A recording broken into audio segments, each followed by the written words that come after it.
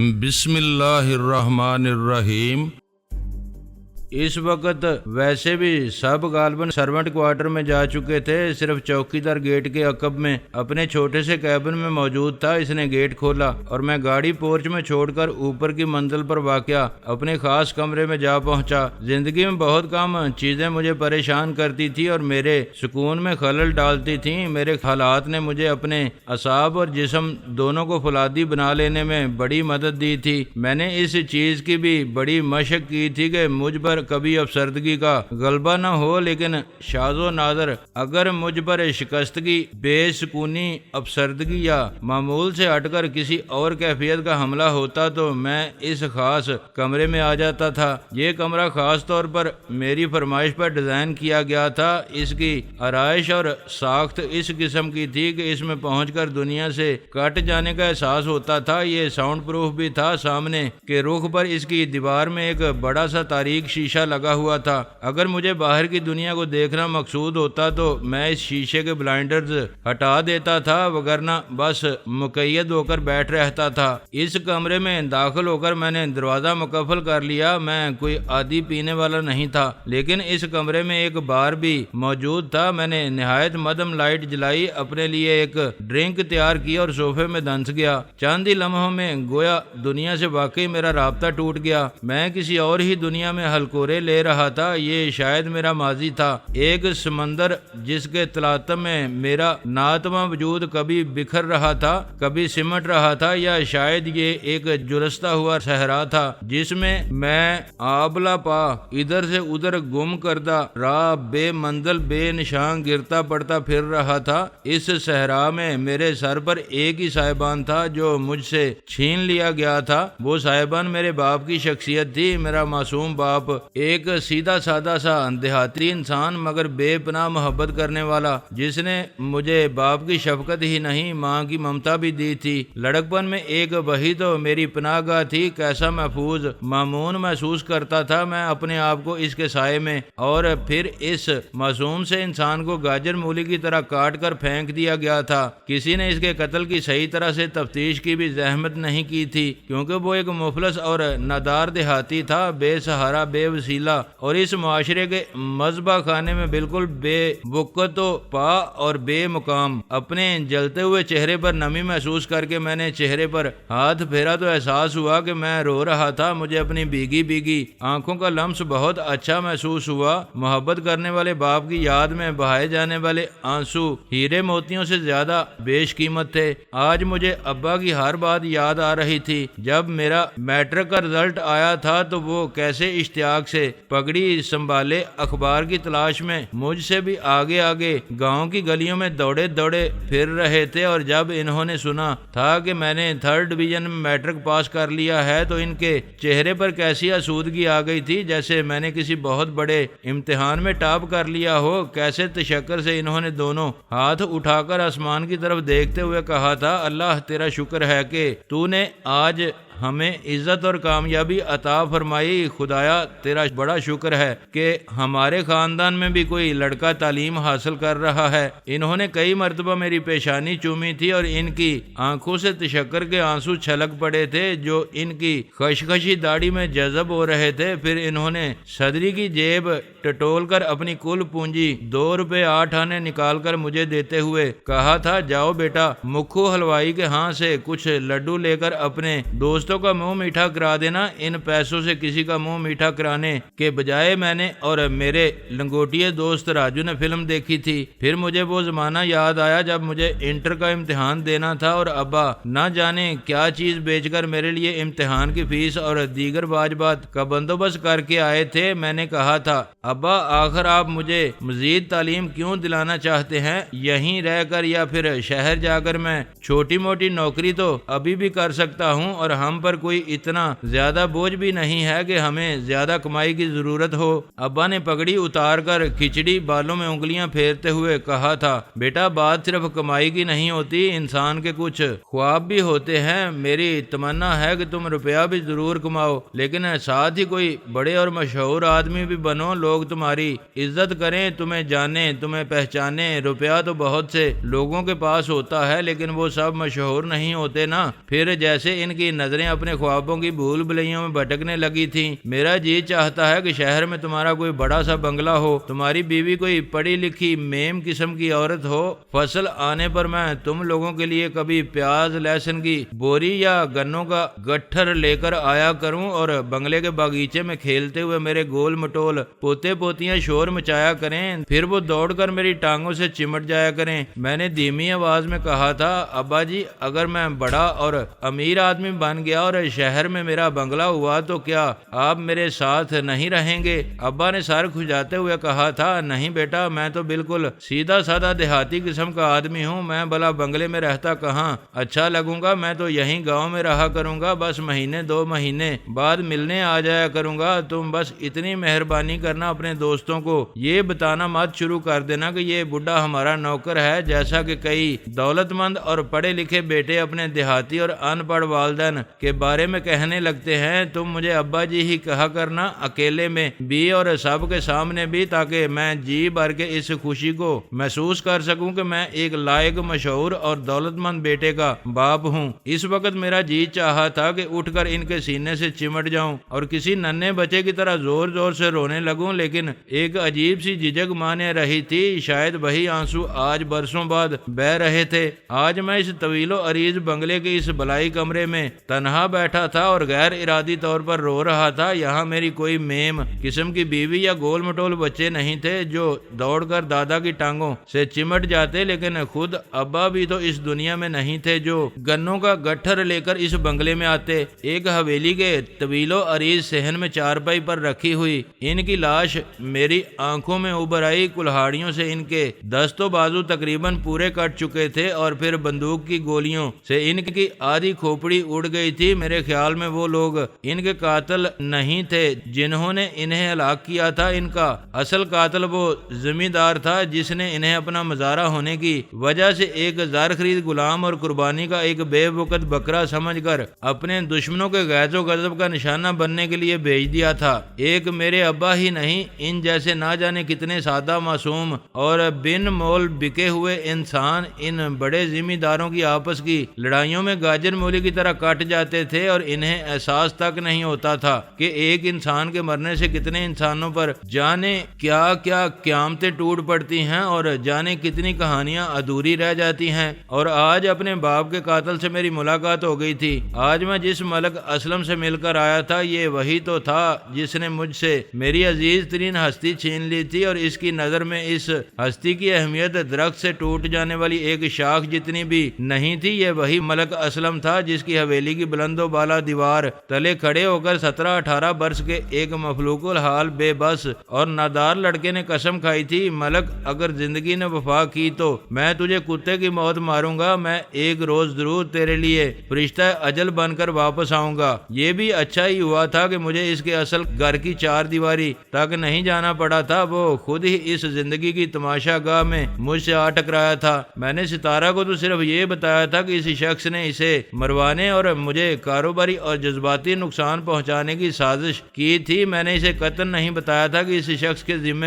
میرا کتنا پرانا اور کیسا ناقابل معافی قرض نکل آیا تھا۔ میں نے ملک اسلم سے مصافحہ کرتے ہی اسے پہچان لیا تھا اور اس وقت اپنے تاثرات کو قابو میں رکھنے کی کوشش کرتے ہوئے مجھ پر قیامت سی بیت گئی تھی، لیکن اس نے مجھے نہیں پہچانا تھا۔ وہ بھلا پہچان بھی کیسے سکتا تھا؟ ایک بے وقت مزارے کے روتے ہوئے بلکتے لڑکے کی تصویر بھلا اس کے حافظے میں کہاں محفوظ رہ سکتی تھی؟ ایسی نہ جانے کتنی زندہ تصویریں آئے دن اس کی نظروں سے گزرتی تھیں۔ اگر میری وہ تصویر اس کے ذہن میں محفوظ رہی بھی ہوتی تب بھی مجھے آج وہ نہ پہچان پاتا، کیونکہ گزرے ہوئے گنتی کے کچھ برسوں میں انقلابات، تغیرات کا ایک سمندر تھا جو میں پھلانگ کر آیا تھا، ایک طویل صحرا تھا جو میں نے عبور کیا تھا۔ وہ لڑکا جسے گاؤں والے فجا کہہ کر پکارتے تھے اور آج کا محمد افضل چودھری عرف افی، ان میں زمین آسمان کا فرق تھا۔ ملک اسلم اس انقلاب کا تصور بھی نہیں کر سکتا تھا۔ میں نے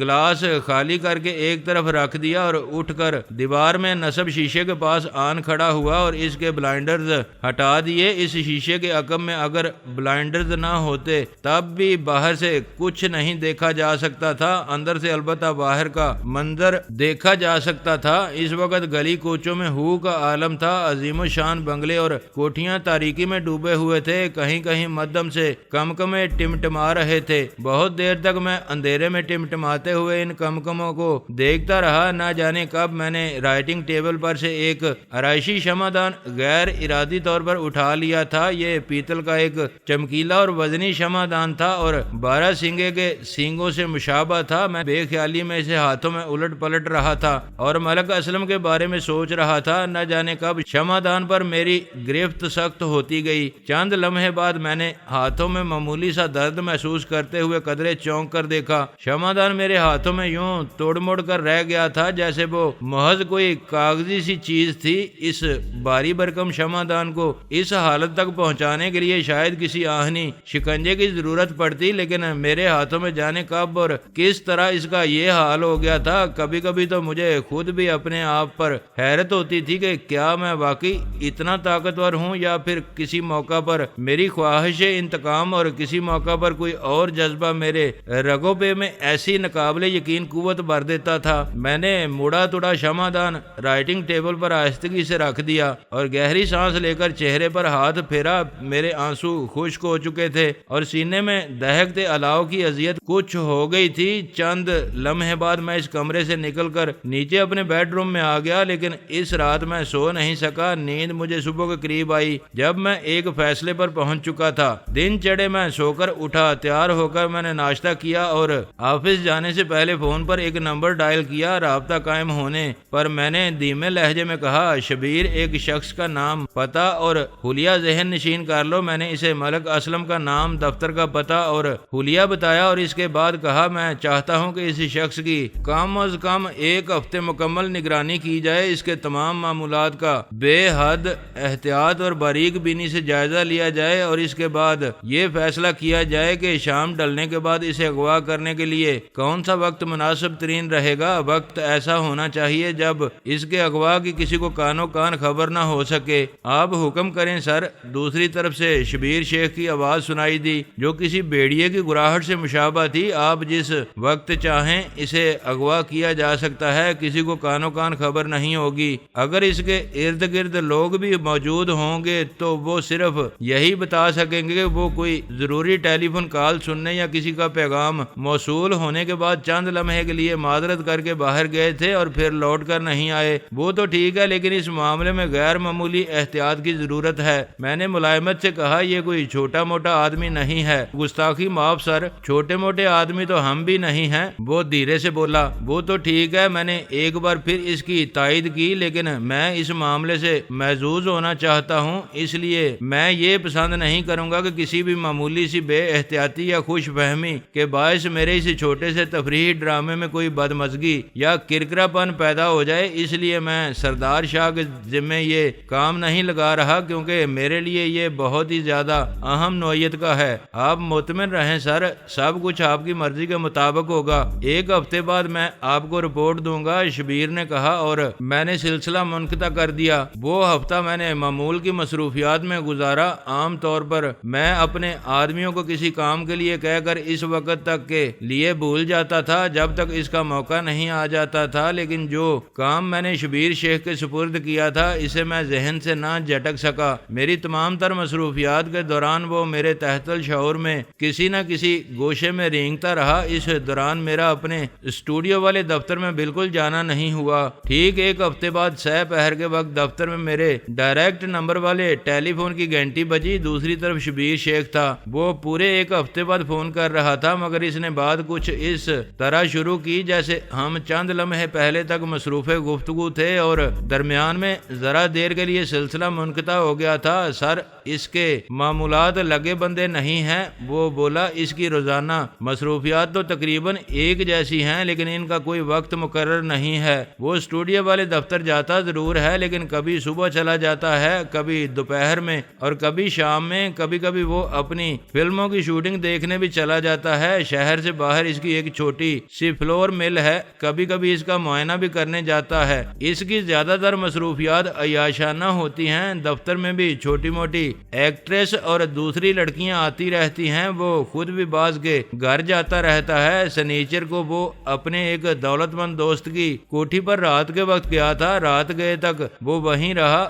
وہاں کئی کاریں پہلے پہلے سے موجود تھیں اور رات میں مزید اکا دکا کاریں آتی رہیں اور جاتی رہیں۔ اندر کی سرگرمیوں کی صحیح رپورٹ تو ہمارے آدمی نہیں دے سکے، لیکن یہ اندازہ کرنا مشکل نہیں کہ وہاں عیاشی کا کوئی پروگرام چل رہا تھا۔ مجھے یقین ہے کہ اس کوٹھی میں ہر سنیچر کی رات کو یہ اجتماع ہوتا ہے۔ ملک اسلم وہاں سے رات کے پچھلے پہر نکلا تھا اور نشے میں معلوم ہوتا تھا، لیکن اس نے اپنی کار صحیح طرح ڈرائیو کی۔ وہ اپنی کار میں اکیلا ہی گھر واپس آیا۔ ہمارے ایک آدمی نے صبح تک اس کی کوٹھی کی نگرانی کی۔ صبح پاؤ پھٹنے تک وہاں سے پکی عمروں کے مزید کچھ مرد اور ایک خاص کماش کی بڑی ترادار قسم کی چند عورتیں بھی کاروں میں رخصت ہوتی دیکھی گئیں۔ سر، ایسا لگتا ہے یہ پکی عمروں کے کچھ دولت مندوں کا ٹولہ ہے جن کی زندگی کا مقصد بس عیاشی کے سوا کچھ نہیں۔ دولت سب کے پاس خاصی ہے اور بیٹھے بٹھائے آ رہی ہے، سب بس کچھ اسی قسم کی سرگرمیوں میں لگے رہتے ہیں۔ اگر آپ حکم دیں تو اگلے سنیچر کو بھی چیک کر لیا جائے کہ وہ لوگ اس کوٹھی پر جمع ہوتے ہیں یا نہیں۔ ملک اسلم جب وہاں سے واپس آ رہا ہو تو وہی وقت اسے اغوا کرنے کے لیے موزوں ترین ہے۔ اس دوران اگر وہ غائب ہو گیا تو ہزاروں قیاس آرائیاں کی جا سکیں گی، بات الجھ کر رہ جائے گی، کوئی واضح نتیجہ نہیں نکلے گا۔ ٹھیک ہے، میں نے آہستگی سے کہا، بلکہ اگلے سنیچر کو اسے صرف چیک مت کرو، اگر وہ واقعی وہاں جاتا ہے تو واپسی میں اسے غائب کر دو۔ یہ کام تمہیں خود ہی کرنا ہوگا، زیادہ سے زیادہ ایک آدمی ساتھ رکھنا۔ جب تم اسے لے کر روانہ ہو جاؤ تو ایک آدمی کی ڈیوٹی لگانا کہ وہ کہیں سے مجھے فون پر اطلاع کر دے کہ کام ہو گیا ہے۔ میں رات بھر اس فون کا منتظر رہوں گا۔ ملک کو لے کر جانا کہاں ہے سر؟ شبیر نے ہموار لہجے میں کہا۔ میں وہی بتانے لگا تھا، میں نے کہا جہانگیر کے مقبرے کی طرف سے جو سڑک ٹیکسال کی طرف جا رہی ہے اس کے دونوں اطراف میں ویرانہ ہے۔ مقبرے کے عقب سے سڑک پر پہنچنے کے بعد جو پہلا سنگے میل آتا ہے اس طرف بہت گھنے درختوں کا جھنڈ ہے۔ اس جھنڈ کو عبور کر کے اگر ہم بائیں ہاتھ ہی مزید آگے بڑھیں تو بہت بڑے میدانی سے علاقے میں پہنچ جائیں گے۔ تمہیں ملک اسلم کو لے کر وہاں پہنچنا ہے۔ گاڑی تم درختوں کے جھنڈ میں چھپاؤ گے، ملک کی گاڑی تم وہیں چھوڑ دو گے جہاں سے اسے قابو میں کرو گے۔ راستے ایسے اختیار کرنا جہاں گشتی پولیس وغیرہ سے سامنا ہونے کا کوئی امکان نہ ہو۔ یس سر، آپ کا یہ چھوٹا سا ایڈونچر آپ کی مرضی کے مطابق ہوگا، شبیر نے جواب دیا۔ ضرورت محسوس کرو تو تم ٹرانسمیٹر بھی استعمال کر سکتے ہو۔ میں نے کہا میں ٹرانسمیٹر پر بھی سگنل کا منتظر رہوں گا۔ ٹھیک ہے سر، ویسے شاید اس کی ضرورت پیش نہ آئے، یہ کوئی ایسی خطرناک مہم نہیں ہے، شبیر نے کہا، لیکن بہرحال مجھے آپ کی ہدایت یاد ہے سر کہ چھوٹے سے چھوٹے کام کو بھی نہایت اہم سمجھ کر سر انجام دینا چاہیے۔ بالکل، میں نے طمانینت سے کہا، بہترین نتائج اسی طرح حاصل ہوتے ہیں۔ خدا حافظ۔ میں نے سلسلہ منقطع کر دیا۔ امید مجھے بھی یہی تھی کہ ٹرانسمیٹر کے استعمال کی ضرورت پیش نہیں آئے گی۔ ہمارے پاس خاصے وسیع دائرہ عمل والے ٹرانسمیٹر موجود تھے، لیکن ایک عرصے سے ان کے استعمال کی ضرورت نہیں پڑی تھی۔ ان کا زیادہ تر استعمال انہی دنوں میں ہوا تھا جب ہمارے زیر زمین کاروبار عروج پر تھے۔ اب تو وہ دھندے ختم ہو چکے تھے جن میں ہنگامی ضرورتیں رہتی تھیں۔ میں اس وقت ایک عجیب سی مسرت محسوس کر رہا تھا۔ جب شیر کسی شکار کی گات میں بیٹھا ہوتا ہے اور شکاری بے خبری کے عالم میں اس کے سامنے سے گزر رہا ہوتا ہے، اس وقت شاید شیر کی بھی یہی کیفیت ہوتی ہوگی۔ وہ ہفتہ بھی معمول کی مصروفیات میں گزر گیا اور کوئی خاص واقعہ رونما نہیں ہوا۔ سنیچر کی رات کو میں جم خانہ سے واپس آ کر اطمینان سے سو گیا۔ ٹیلی فون کی گھنٹی سے میری آنکھ کھلی۔ ٹیبل لیمپ جلا کر سب سے پہلے میں نے گھڑی میں وقت دیکھا۔ تقریباً 2 بج رہے تھے۔ یہ یقیناً میری مطلوبہ ٹیلی فون کال تھی۔ میری غنودگی ایک دم کافور ہو گئی۔ یس، میں نے ریسیور اٹھا کر بشاشت سے کہا۔ دوسری طرف سے کوڈ ورڈز سنائی دیا۔ میں نے جوابی کوڈ ورڈز بولا تو گہری سانس لے کر دوسری طرف سے کہا گیا، سر ارشاد بول رہا ہوں، شبیر نے پارسل اٹھا لیا ہے اور بتائے ہوئے ایڈریس کی طرف روانہ ہو گیا ہے۔ ٹونی اس کے ساتھ ہے۔ میں وہیں ان سے الگ ہو گیا تھا جہاں سے پارسل اٹھایا گیا تھا۔ شبیر نے مجھے ہدایت کی تھی کہ آپ کو اطلاع کر دوں۔ مجھے کچھ ہنسی بھی آئی۔ ارشاد بالکل اسی انداز میں بول رہا تھا جس طرح ہم اپنے دوسرے کاروبار کے زمانے میں بولتے تھے، بے حد محتاط اور مؤدب۔ ٹھیک ہے، تمہارا کام ختم، میں نے کہا اور سلسلہ منقطع کر دیا۔ بیڈ سے نکل کر میں نے نہایت پھرتی سے لباس تبدیل کیا۔ نائٹ گاؤن وغیرہ کی جگہ سوٹ پہنا، ٹائی لگائی تاکہ راستے میں اگر کوئی دیکھے بھی تو اسے دور سے ہی اندازہ ہو جائے کہ ایک معزز آدمی کسی ہنگامی ضرورت کے تحت رات گئے کہیں جا رہا ہے۔ چند منٹ بعد میری مرسیڈیز رات کی تاریکی اور سناٹے کا سینہ چیرتی ہوئی سڑکوں پر فراٹے بھر رہی تھی۔ اس رات اکثر سڑکوں پر اسٹریٹ لائٹس تک روشن نہیں تھیں۔ میں جب مطلوبہ سڑک پر پہنچا تو چاند بادلوں کی اوٹ سے نکل آیا تھا اور پھیکی پھیکی سی چاندنی ماحول کو کچھ منور تو کر رہا تھا مگر یاسیت اور سناٹے میں گویا کچھ اور اضافہ کر دیا تھا۔ اس ویرانے میں کبھی کبھار صرف جینگروں کی آواز سنائی دے جاتی تھی یا پھر دور کہیں کوئی گیدڑ فریادی سے انداز میں چلا اٹھتا تھا۔ اس کے بعد پھر وہی گہرا سکوت۔ سنگے میل نظر آنے کے بعد میں نے کار کچے میں موڑ لی۔ تھوڑا سا فاصلہ طے کرنے کے بعد سامنے جھاڑ جنکاڑ کا سلسلہ پھیلا دکھائی دیا۔ اس سے آگے درختوں کے جھنڈ تھے۔ جھاڑ جنکاڑ کے ایک حصے سے مجھے ٹارچ جلتی بجھتی دکھائی دی اور میں نے کار کا رخ اسی طرف کر لیا۔ ادھر مجھے جھاڑ جنکاڑ کے درمیان اس حد تک خلا نظر آ گیا کہ گاڑی جھاڑیوں وغیرہ سے الجھتی ہوئی اندر جا سکتی تھی اور تھوڑا ہی آگے جانے کے بعد انہی جھاڑیوں میں اس طرح چھپ جاتی کہ اگر کچے میدانی علاقے میں کوئی آ بھی نکلتا تو گاڑی کا نام و نشان بھی اسے نظر نہ آتا۔ عموماً اس ویرانے میں دن میں بھی کوئی نہیں آتا تھا، پھر رات کو کون آتا۔ جھاڑیوں میں گھستے ہی مجھے ٹونی نظر آ گیا جو ایک ہاتھ میں ریوالور اور ایک ہاتھ میں ٹارچ لیے کھڑا تھا۔ وہ سیاہ جیکٹ سیاہ پینٹ میں تھا اور جھاڑیوں ہی میں تقریباً پھنسا کھڑا تھا۔ گاڑی کا دروازہ کھول کر میرے برابر بیٹھ گیا اور ہاتھ کے اشارے سے بتانے لگا گاڑی ادھر لے چلیے۔ جھاڑیوں کو رونتی ہوئی ان سے الجھتی ہوئی گاڑی کافی آگے تک آ گئی تو اس نے رکنے کا اشارہ کیا۔ آگے دوسری گاڑی کھڑی تھی، یہ ایک سیاہ فورڈ تھی، شبیر کی پسندیدہ گاڑی۔ میں اور ٹونی اتر کر اس گاڑی تک پہنچے تو اس کے اندر کی لائٹ آن ہو گئی۔ اگلی سیٹ پر مجھے ملک اسلم بیٹھا ہوا نظر آیا۔ اس کے عقب میں شبیر بڑے ڈھیلے ڈالے انداز میں سیٹ پر نیم دراز چیونگم چبا رہا تھا، لیکن اس کا ہاتھ ایک رائفل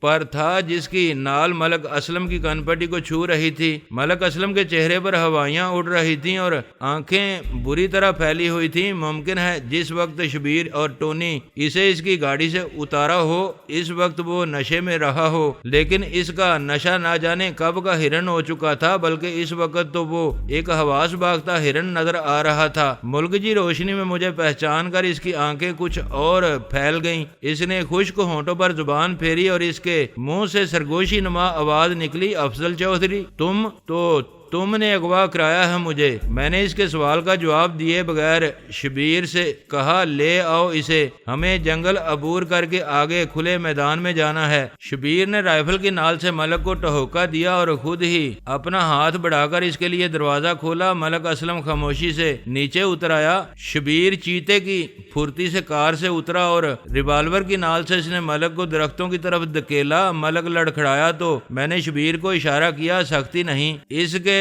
ذمہ صرف میرا قرض واجب الالاد ہے، کوئی اور اس کو تکلیف نہ پہنچائے۔ میں نے ملک کو آگے چلنے کا اشارہ کیا اور اس کے تقریباً ساتھ چلنے لگا۔ شبیر اس کی کمر سے رائفل کی نال لگائے اس کے پیچھے تھا۔ ٹونی سب سے پیچھے تھا اور ٹارچ ہاتھ میں لیے ہمیں راستہ دکھا رہا تھا۔ جنگل میں جہاں کہیں چاندنی پہنچ رہی تھی وہاں ٹارچ کی ضرورت محسوس نہیں ہوتی تھی۔ بات وہ نہیں ہے جو تم سمجھ رہے ہو، میں نے ملائمت سے کہا۔ تمہارے ذمہ تو بہت پرانا اور ناقابل معافی قرض نکل آیا ہے۔ پرانا؟ اس نے سرسراتی ہوئی آواز میں دہرایا۔ میں تو تمہیں زیادہ عرصے سے نہیں جانتا۔ ہر فرعون صفت شخص ان لوگوں کی شکلیں بھول جاتا ہے جنہیں وہ برباد کرتا ہے۔ میں نے ہموار لہجے میں کہا تمہارا کوئی قصور نہیں، پیروں تلے کچلی جانے والی چیونٹیوں کی شکلیں کون یاد رکھتا ہے اور کون یاد رکھ سکتا ہے۔ وہ خاموش رہا۔ ہم درختوں کے درمیان چلتے جا رہے تھے۔ ٹارچ کی روشنی میں درختوں کے سائے ہم سے آگے آگے بھوتوں کے ہیولوں کی طرح بڑھتے نظر آ رہے تھے۔ آخر تم لوگ میرے ساتھ کیا سلوک کرنا چاہتے ہو؟ خاصی طویل خاموشی کے بعد وہ بولا، اب اس کی آواز واضح طور پر کانپ رہی تھی۔ تم اتنا خوفزدہ کیوں ہو رہے ہو ملک اسلم؟ میں نے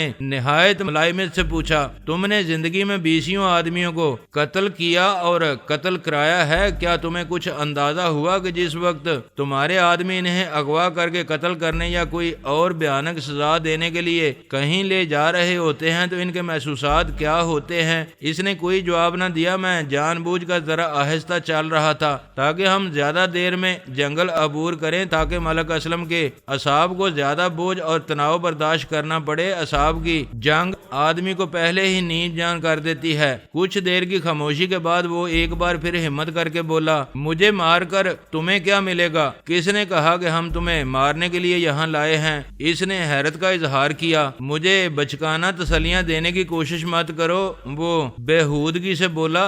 ظاہر ہے تم مجھے یہاں ضیافت کے لیے تو نہیں لائے ہو، شہر سے دور اس ویرانے میں رات کے اس پہر۔ میں تمہیں یقین دلاتا ہوں کہ تمہارے ساتھ کوئی زیادتی نہیں ہوگی، میں نے کہا، لیکن اس نے گویا میرے لفظوں پر دھیان ہی نہیں دیا تھا۔ مضطربانہ سے لہجے میں بولا، دیکھو میں اپنی زندگی کے لیے بڑی سے بڑی قیمت ادا کرنے کو تیار ہوں، 10 لاکھ، 20 لاکھ، 40 لاکھ، جتنی رقم تم کہو، اگر وہ میرے بس میں ہوئی، خواہ اسے ادا کرنے کے بعد میں کلاش ہی کیوں نہ ہو جاؤں، میں اتنی رقم تمہیں دینے کو تیار ہوں، اپنی تمام دولت، جائیداد، ہر چیز۔ تو گویا تمہیں معلوم ہو گیا کہ سب سے قیمتی چیز جان ہے۔ میں ہنس دیا، لیکن مصیبت یہ ہے کہ انسان کو جان کی قدر و قیمت کا صرف اسی وقت پتہ چلتا ہے جب اس کی اپنی جان پر بنتی ہے۔